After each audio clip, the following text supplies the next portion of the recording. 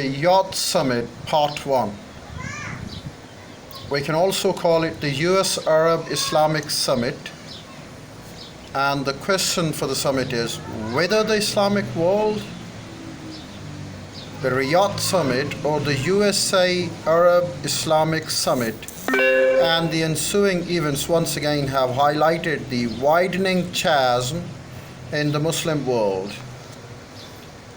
It further reinforces impression that Muslims are still very far from achieving the dream of the unity of Ummah. Although the summit was organized with the ostensible purpose of combating terrorism, the statements may be made by President Trump and King Salman and the Riyadh Declaration have presented the actual picture.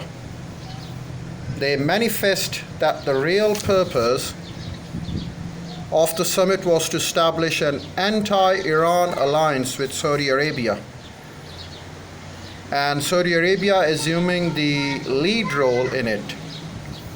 Well, the real purpose of the summit was, in fact, the means to combat terror. So first of all, they haven't really unified the forces, the Muslim forces among themselves. And when it came to terror, they identified Iran as an axle of terror. And there they have established a force under the leadership of Saudi Arabia. So that is the reason that we caption, does it wither the Muslim world? Is it the stance of Muslim world? Of course, USA is standing on the side of Saudi Arabia, and they have targeted Iran. Rather than putting them in alliance with them, they have victimized Iran, targeted Iran, opposed Iran, and established an alliance against Iran, which is out of our understanding and any comprehension of the sort. Thus, it can fan the flames of sectarianism that has plagued the Islamic world since long.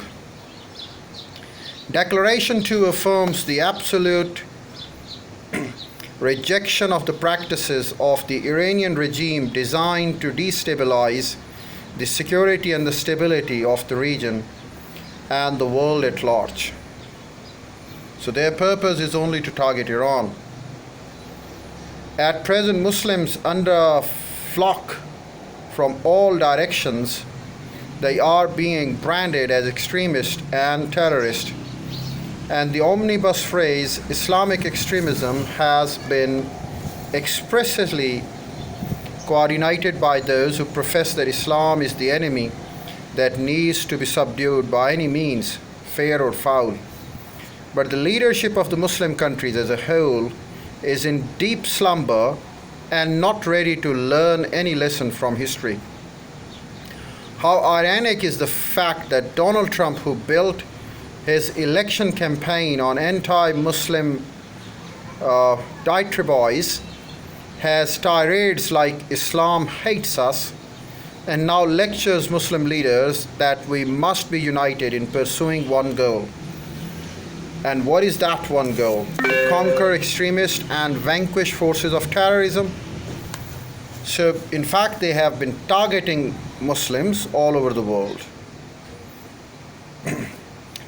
After ruining the entire Middle East with the perpetual wars, especially in the post 9/11 era, the president of the country that caused all this devastation, the United States, now says his country is not at war with Islam.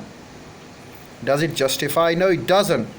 This is not a battle between different faiths, different sects, different civilization.